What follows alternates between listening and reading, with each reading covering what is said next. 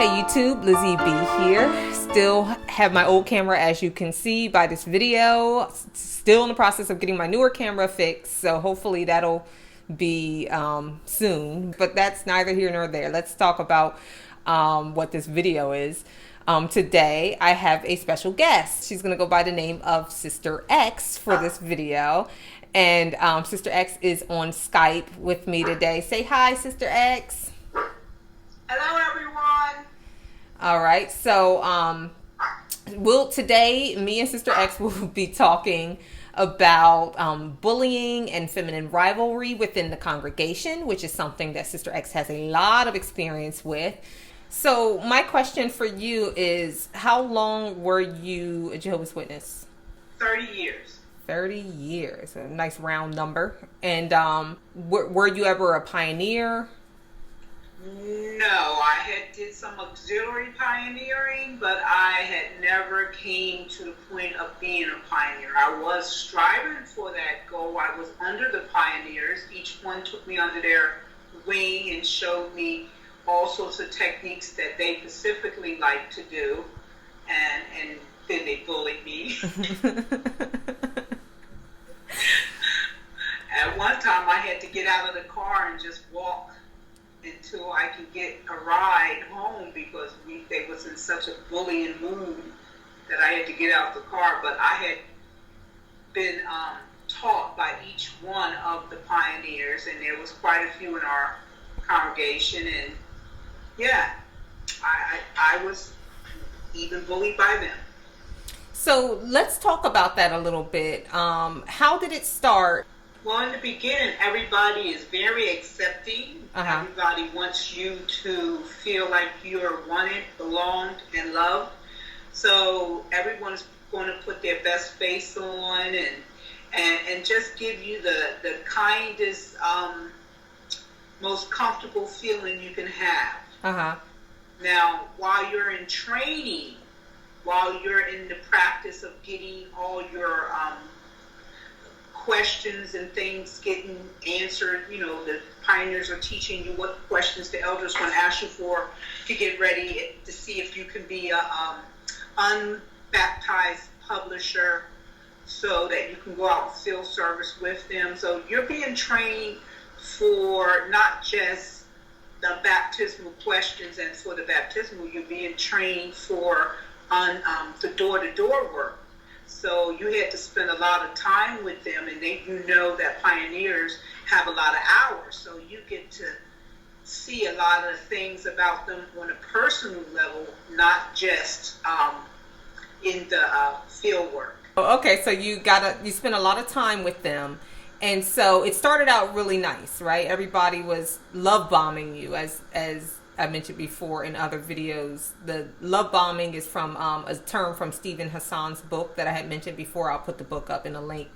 But where you start going to the Kingdom Halls, or you start going to any group, and they give you nothing but love and good reception and all of the things that you might feel like you're missing outside of that group, right?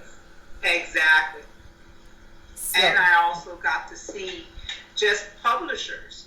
I kind of felt that I got to see the publishers who I was going to become one day. So I got to interact with them and see how they interact with each other. And then I got to see how they interact with the pioneers over time. And then eventually over time, I seen how the publishers, which one day I would be, was even acting towards the elders or the ministerial servants or the overseers, district or circuit. Mm-hmm. So you get to see a lot of behavior and cliques, and you start seeing who they respect and who they don't. That you get to see how they treat certain people based on how they respect them or don't respect them. You get to hear some of the little secretive comments towards each other, even when they're in a car group together. They're split up 2 to 2 at a door and talk about each other, about each one, So when you trade over to the other one, you're looking at that other one the way that someone had just whispered in your ear about some secret they probably didn't even know you knew now. So now you're staring at them, and they're standing at the door, and you're standing at the door. What kept you staying within the organization even though you saw the hierarchy? My secret, my personal deepest secret, was that I never came for the people. I really came for the truth. I needed to believe that this was the truth, that the Creator himself had picked this specific organization to tell us the truth, in which I've always been wanting to know, according to whatever it is, good, bad, right or wrong. I just want to know what it is. So that's what got me to stay, no matter what I see, no matter what happened, and even no matter how lack of feisty I was or feisty I became. I stuck in there because I did get a measure of truth from the scriptures. I did get a measure of understanding from people's behavior. I did get a lot of rewards for sticking in there as long as I did. But at the same time, from the technical organization basis, there was a lack of truth happening every day. It's like seeing the scriptures speaking the real thing, and then looking up and seeing people saying something totally different. So that's confusing. It makes you, because you don't know that you're being brainwashed, at the same time going to all the meetings and going out in field service and interacting with these people and hearing the same thing over and over and over again, you start kind of feeling like something's wrong with you. So you say to yourself, well, whatever it is that I'm feeling, that's just me. I got to work on me. I got to be a better me. But these people are in line with the Bible. It's just my imagination that I'm seeing them do the opposite of what the scripture says. So I got to work on me. Okay. So one thing I do want to ask you about is, when did the tide start to change for you as far as the love bombing? So you come in, they're love bombing you. At what point did it start to change? Can you think of a specific incident where you thought to yourself, not only is, the situation changing, but now I'm on the receiving end on a lot of this bullying? It was 3 years after baptism. Okay. I had got baptized in 89. I had started studying long before then, though. And I had moved from one state to the other. But the point is, it was in 89, and I had already been getting signals and signs from my pioneer / mom / bully / teacher. So this is all the same person? One person. But they had all these different characteristics that had put red flags up all the time. And I kept on trying to put those red flags aside because I thought I'm just a distrusting person. Again, this is my chance to really show the Creator, Jehovah, that I can be the best person and not be so quick to jump on, hey, what was that? So by time 1989 came, this person was saying a lot of mean things about a lot of people in the organization. And one day I prayed to Jehovah to give me the strength to set this person straight in a nice, respectful way. I had my 3 kids with me. We was all heading to the convention. And when we was heading to that convention, the person was talking so bad about someone, and I just said, well, there's 2 sides to every story. Maybe we should give that person a benefit of a doubt, quote unquote. That's exactly what I said. No malice intended. They act like they didn't hear me. And they had another person up front with them. I was in the back with my children. And all of a sudden, I said the person's name, did you hear me? They didn't say nothing. I was looking at them, and they was looking in their mirror at me with a real sarcastic face. I said, I didn't mean to offend you. I was just saying that, as witnesses, that's what we're taught to do. Again, no comment. Then I noticed that this person turned towards the other person in the front seat next to him. The person was driving, my teacher was driving, and they started laughing. So I said, well, what's so funny?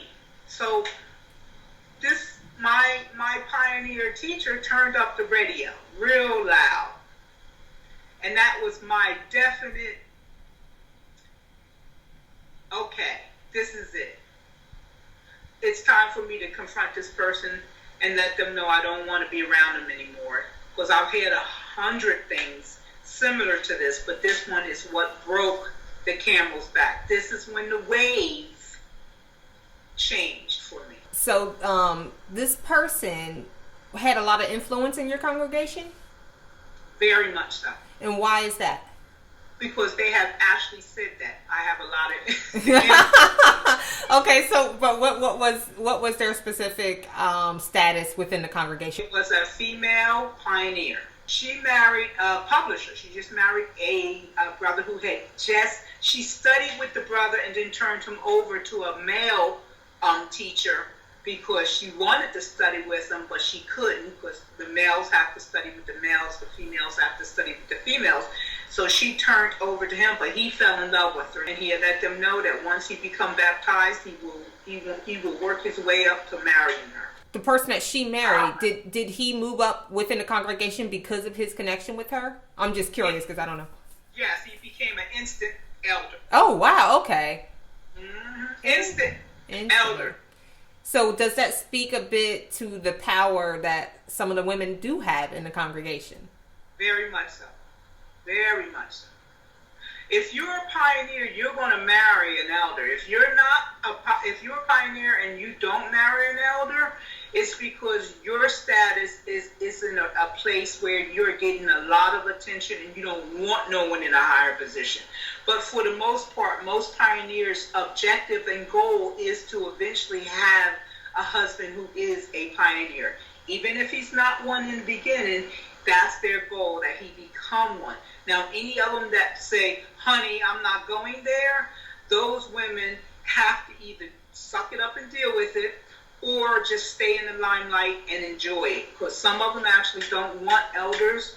They just want to be in the limelight. Okay, and let me just interrupt in this to put a disclaimer on it. This is Sister X's experience. If you don't think that's the case for you, that's fine and dandy, but we're just talking about our specific personal experiences.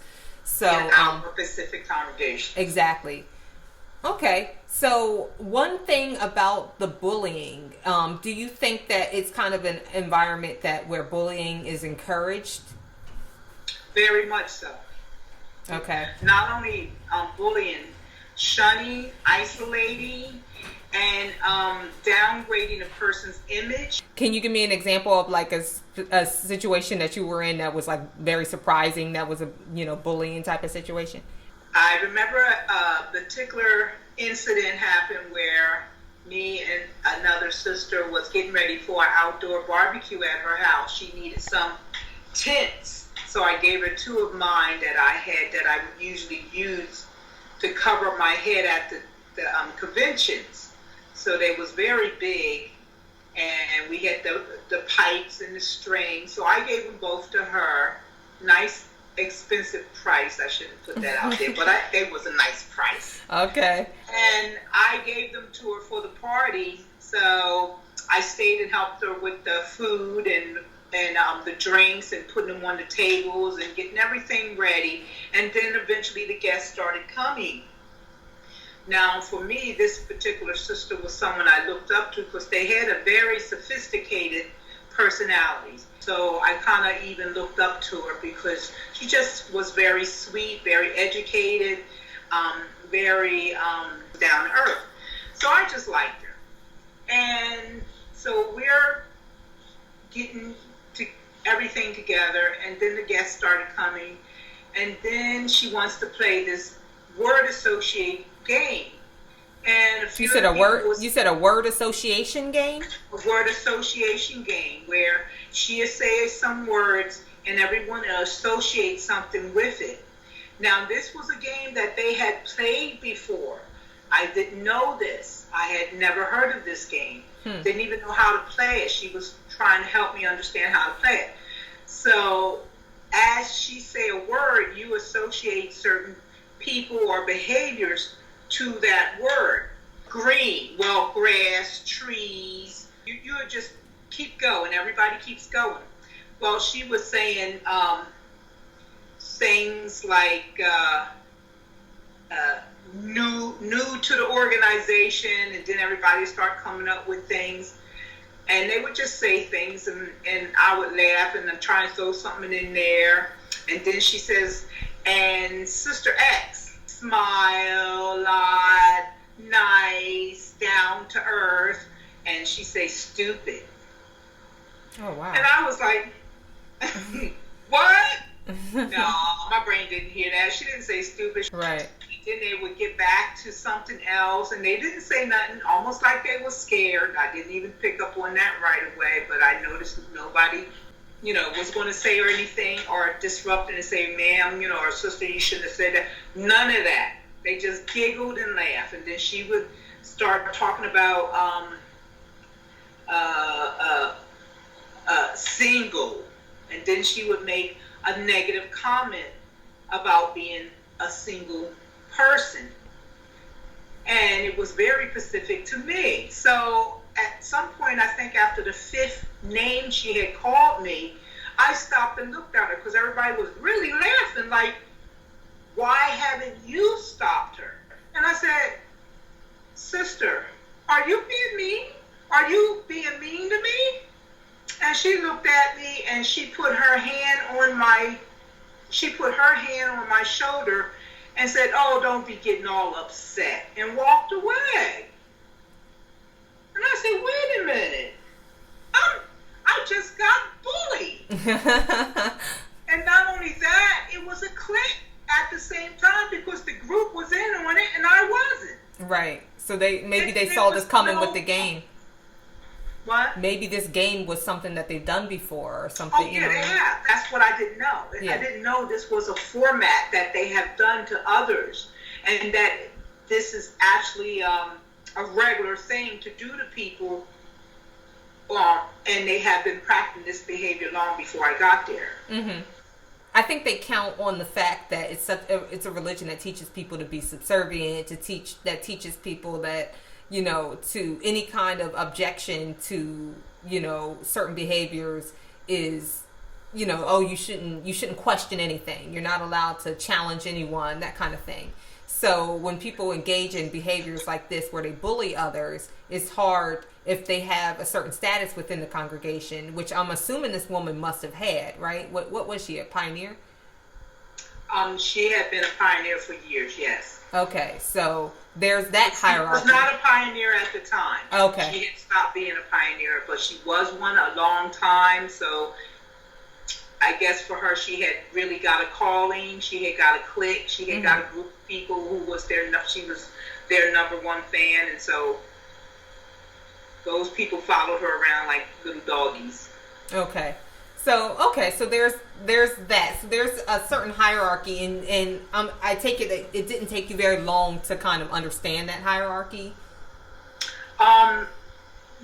Yeah, no, not at all, because it was actually introduced to me as part of the teaching, not only to the point of teaching me who the district, the circuit, and how important those brothers and their wives are, and how to treat them and invite them over when they do come. Try and always get them to your house for dinner was very important. So that was part of the major teaching. But not only that, they want to tell you who to marry. Okay. Did you marry anybody? Well, this sister had her brother in mind, but I was very shocked at the concept because I had been over her house a number of times, seen her brother, and he wasn't even in the truth.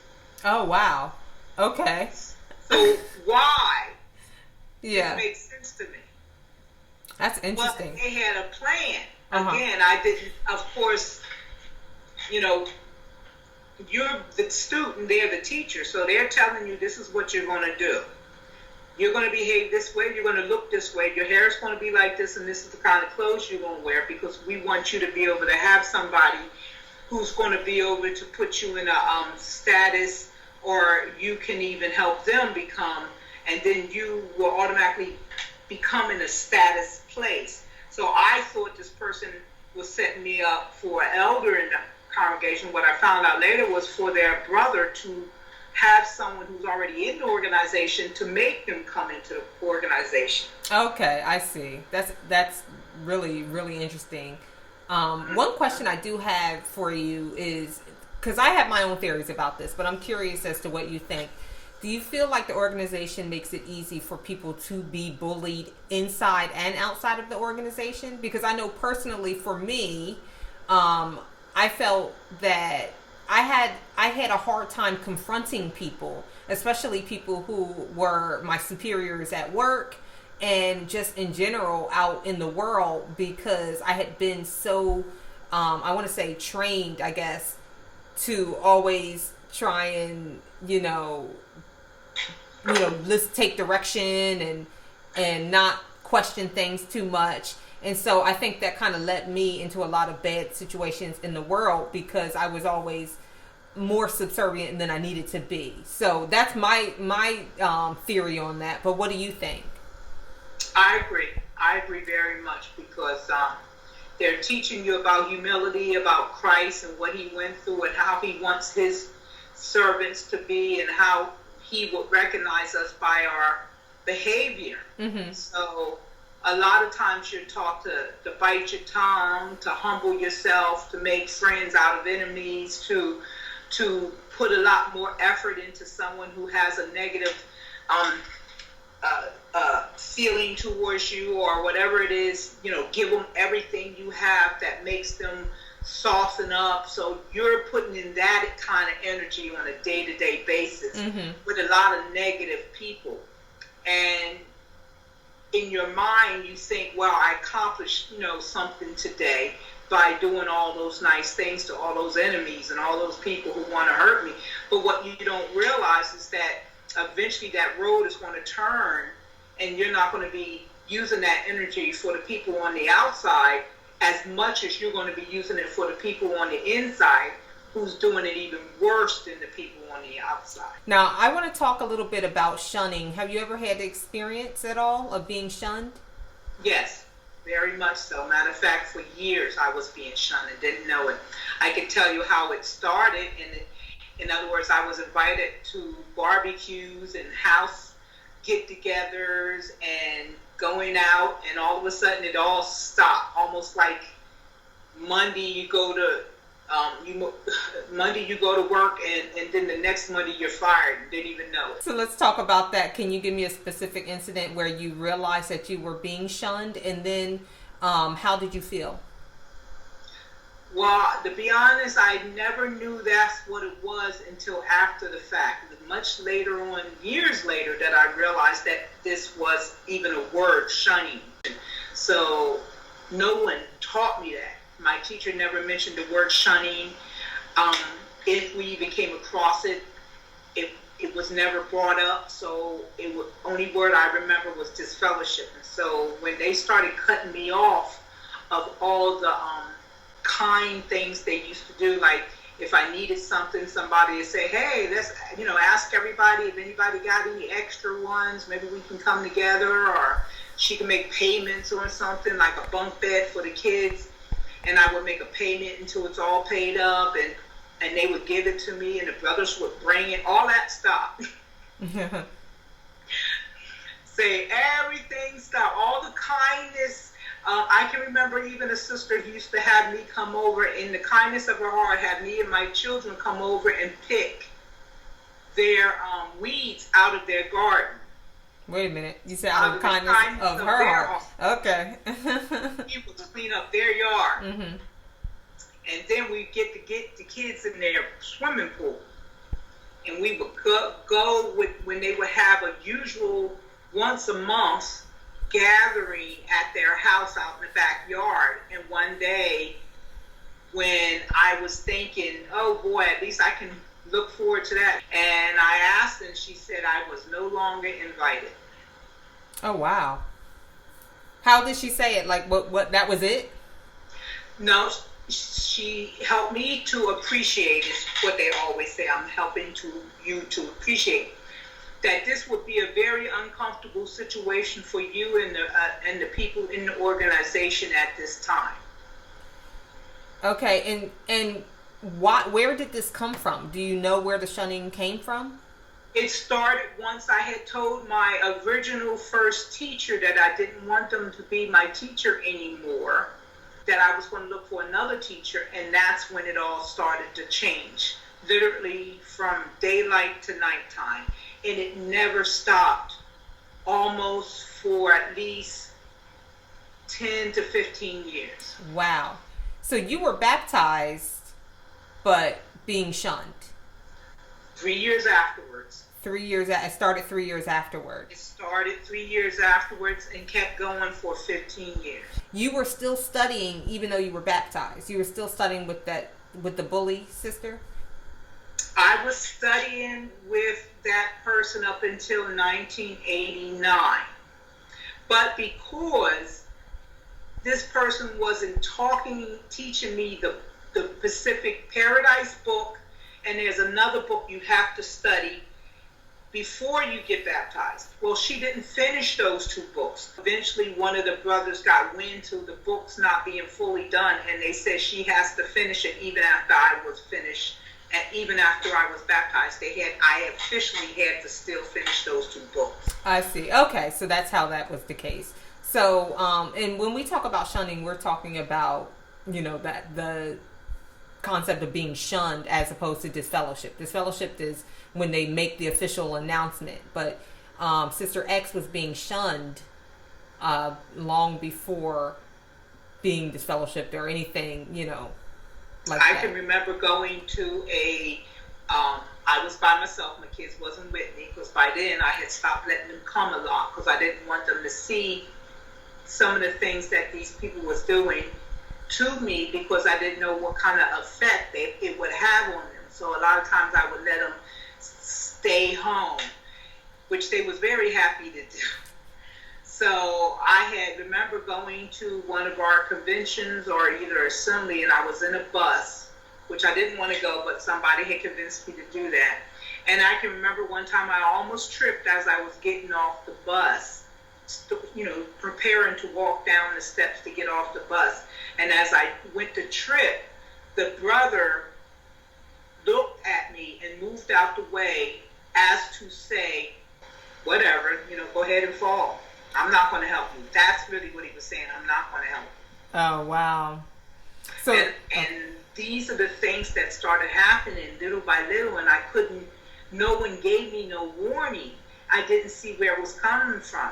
I was going out in service on a regular basis, and I had made attachments to people over time, different people, very different personalities, but eventually they would just stop communicating with me, and no one ever told me why. So I didn't know I was in the midst of shunning. Wow. So did this in any way affect your waking up? Because I'm assuming at this point you realize that this is not the true religion, and Well, I went into a very deep depression, which I'm sure a lot of ex-witnesses are very familiar with. You go into a deep, because you don't know who to talk to, you don't know what's going on. But for me, I had a little secret blessing. Somebody came into my life who was also in the truth, who had it happen to them. So they started telling me certain things that was happening to me, and it wasn't my fault. And I needed to hear that. So they kind of took me under their wing and started helping me to understand, study the Bible. In other words, watch the people, but study the Bible and try and become the best you can, but keep an eye on them, because they're not who they say they are. And that really helped me. I mean, I really started realizing they really aren't who they say they are. So I started beaming in on them as to who are they, as to who they say they're one thing, but I wanted to see who they really was. So I started watching these people from that point on in a whole different light. So yes, my heart had already started weaning away from the organization pretty much 3 years after I got baptized. Oh, wow. But then you stayed in it for, a number of years. Yes, because I thought that you're dealing with that in any religion. You're dealing with stupid people doing stupid stuff behind religion. But I had no idea that the organization on the biggest level, on the highest scale, was actually,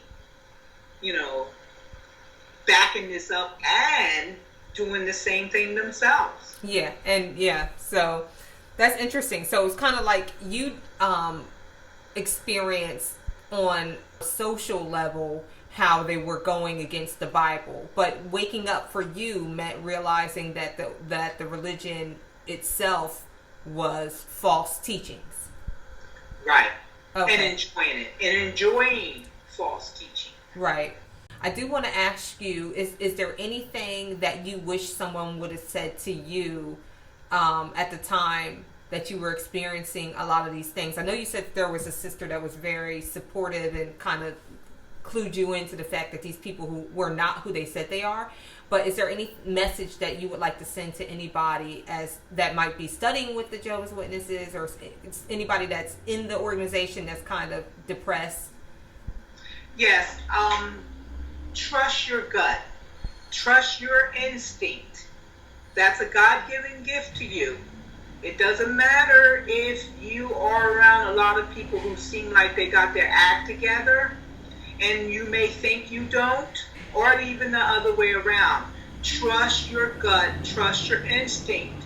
You're going to have red flags all over the place. This is for you. In other words, trust yourself. You are a reasonable, smart, intelligent person that have the ability to know what's good for you and what's not. If someone could have had let me know to trust my instinct, to know that when people are acting a certain way, it's not up your imagination, and stand up for what you believe in. In other words, even if it ends up getting you in trouble, do not let no one feel like they have the right to bully you or to make you have to act out behavior that is against your conscience. Okay. Thank you so much. I think that message will be very helpful to people, because I'm sure there's a lot of people in the organization right now that are having constant doubts and that are trying to find their way out. So hopefully they'll hear this and know to listen to their inner voice, trust their gut. That is a gift from God. And Lizzie B, I would like to say I also agree with something you had said in one of your other videos, where you had said specifically about having people on the outside. Mm-hmm. It's very, very important to try and keep at least 2 or 3 people outside of that organization in your life, and you don't have to let the people inside know. Keep some people on the outside so you'll always have a little bit of a balance to how you're thinking. Don't be gun-ho Jehovah's Witness and just let everyone go. That is the biggest mistake you could ever do. And for anyone who end up leaving, it's a godsend to know those people on the outside was always in your life. Exactly. It's funny. I'm a very, very big Star Wars fan, and one thing that I would compare it to is the Empire, and the rebellion. There's the rebels, and then there's the Empire, and you want to restore balance to the Force. God, I'm a nerd. So, but if you want there to be balance in your life, you don't want to go full on Empire. You know what I mean? You don't have to go full on Jedi if you don't want to either. But, just make sure that there's some balance in your life, because you definitely don't want to be in a situation where you are dependent on one specific group. You're putting all your eggs in one basket, and if anything were to happen, if you were to be disfellowshipped, if you were to be shunned, if there was a situation where you need to rely on another person or need some help, emotional help, some physical help, you need somebody to help you move, You don't want to be so dependent on this organization that when they say, you know what, we don't like you anymore, when Sister Bully says, you know what, I don't like that dress, from this point on, we're never going to speak to you again, that you have no one. You don't want to be in that situation. You don't want to put yourself in that situation. Thanks again, Sister X, for coming on and talking to us. Anytime. All right. Thanks for watching my video, and have a great day. Bye.